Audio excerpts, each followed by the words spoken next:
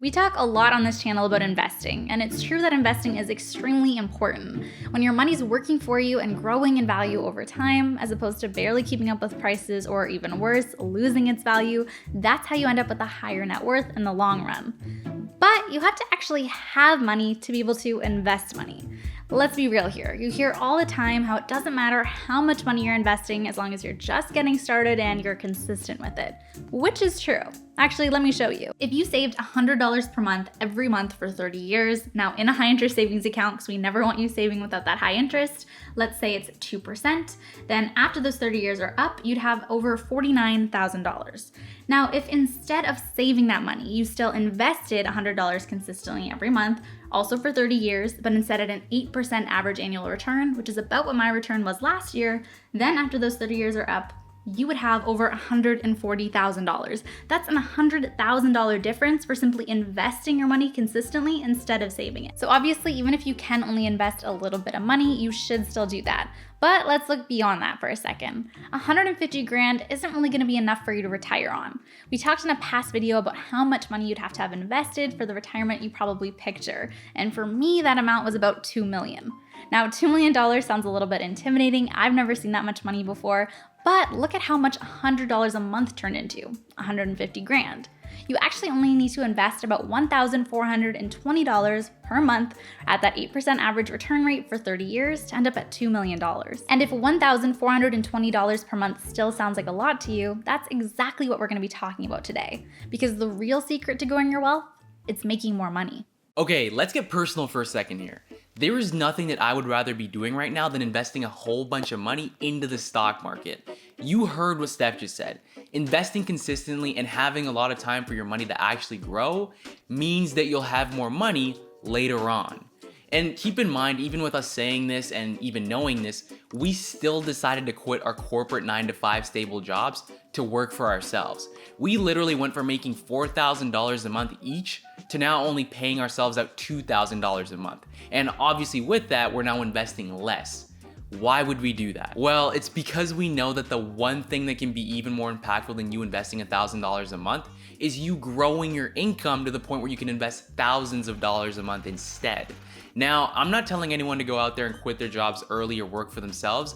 That is not what I'm saying at all. But what I am saying is that for us, when we were looking at things, our earnings potential when it came to working for ourselves looked like it was gonna be a lot higher and grow at a much quicker pace than our corporate incomes would have ever grown. We are prepared to make you a very generous offer. And we are prepared to reject that offer. And now what we're doing right now is we're taking on the risk to grow our incomes as high as we can early on so that we can then earn more money and grow that into an even larger return. You know, if you really think about it, right now working for ourselves, we just don't have that same income cap. Also, one other thing that we have to talk about here when it comes to investing is how a lot of people are constantly chasing returns. That means trying to get the highest possible return on your money, which often means being riskier. People who have a small amount of money to invest, and once again, small will be relative depending on your personal feelings, don't want to hear that you need to put all of your money into investments that are going to take 20 to 30 years to actually grow into something substantial. The thought of getting a 50% return right now can honestly just feel a lot more exciting. It's kind of like when people go, wow, you mean I could have gotten $20,000 magically instead of $10,000 had I just invested in, insert risky investment here? Meanwhile, worrying about growing your wealth by 7, 10, or 80% a year just won't matter to you as much as long as you're earning enough income to reliably invest a lot of money each month. Basically, you chasing the returns just won't be as tempting. So let's talk about something that we haven't covered yet, which is where budgeting and cutting down your expenses plays into this. This is pretty much the first thing that most people think about when it comes to managing your money. If you want to get better with money, what do you do first? Start a budget. And we do recommend that. We typically would say that you should start with an emergency fund because emergencies can happen at any time. And then make sure that you're paying down your debt, specifically consumer debt and high interest debts first. Then work on that budget so you know where your money's going and have saving and investing goals, and then start investing consistently every month. But really, growing your income should fit somewhere in there too, and let's talk about why. To me, budgeting can be done in a ton of different ways, but it really is important for people, especially when they're starting out, because the basics of what it means is just to know where your money is coming from and where it's going, and making sure you're able to be intentional with it. Now, most of the time when people think of budgeting, especially if they're not currently a budgeter, someone who tracks their expenses, is they think that it's just cutting out anything fun, it's stressful, you're putting these limits on yourself, whatever it might be. But really all you should be doing is knowing what's happening with your money now and making changes that will actually make you happier and less stressed. So even if you don't make yourself spend $0 on anything fun, you're probably naturally cutting down some of your expenses by going through the budgeting activity. The problem with this is that you can only cut down your expenses so much. You have a set income coming in every month, most likely, especially if you have a salaried job. So let's say that's $3,000 a month. Even if you only spend on the most essential expenses to live, there's still only going to be a maximum amount in that you can spend on your investments. So let's say it's $500 a month.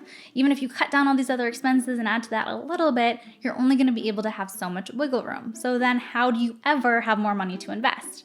Yes, growing your income. It's easy, especially if you're in a full-time job that you feel like takes a lot of your time, to feel stressed out at the thought of having to try and make more money.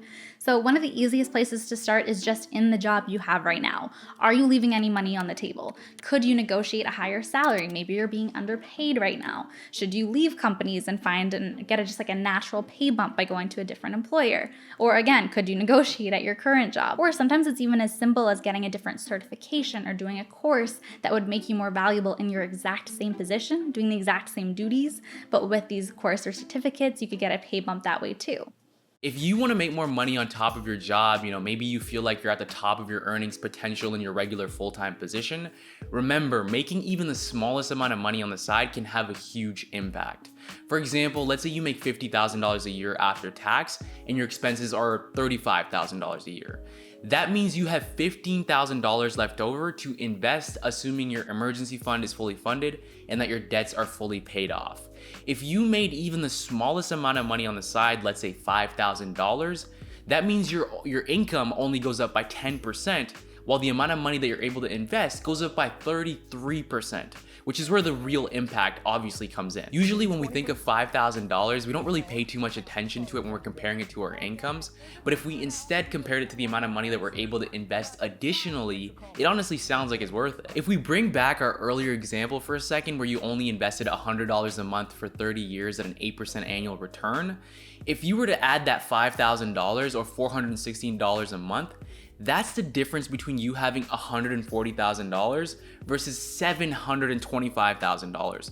Once again, there's the impact. Now, before we move on, I want to quickly revisit a topic that we've talked about before, and it's how some of the big YouTubers, specifically the ones that talk about money, have been getting extremely wealthy over the last, let's say, couple of years. If we take a look at creators like Steph, for example, he's someone who talks about his investment portfolio and how he makes money through real estate and the stock market.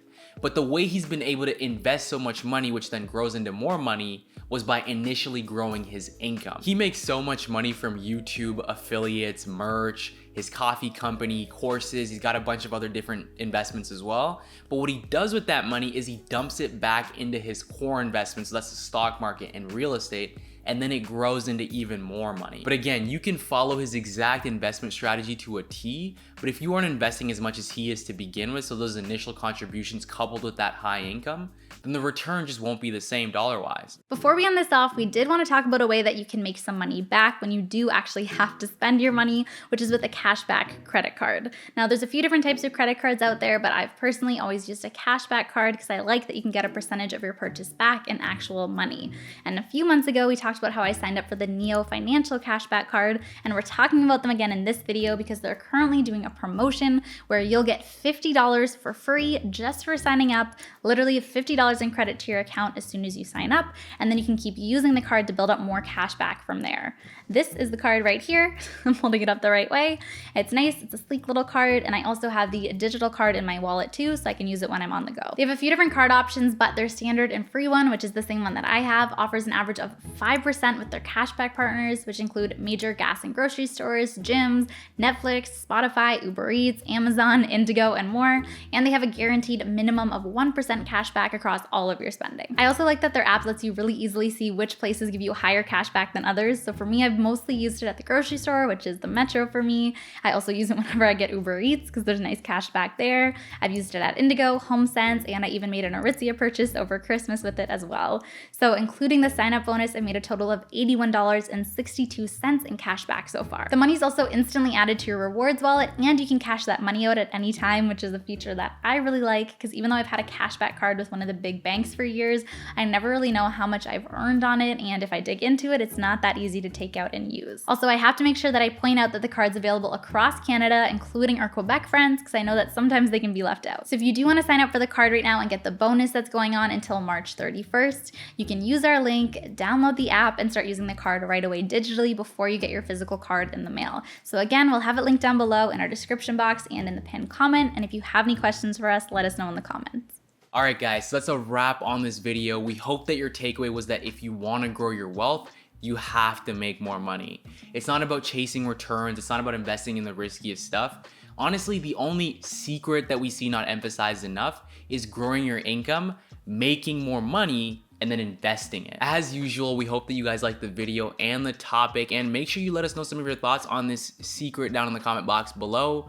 Also, if you want a free $50, make sure you check out Neo Financial's Cashback credit card. We're gonna have them linked down below. And a big thank you to Neo Financial for working with us on this video. Last up, make sure you show us some love down below with a like. Make sure you subscribe right there in the corner. And as usual, if you haven't seen any of our previous videos, make sure you check them out next door.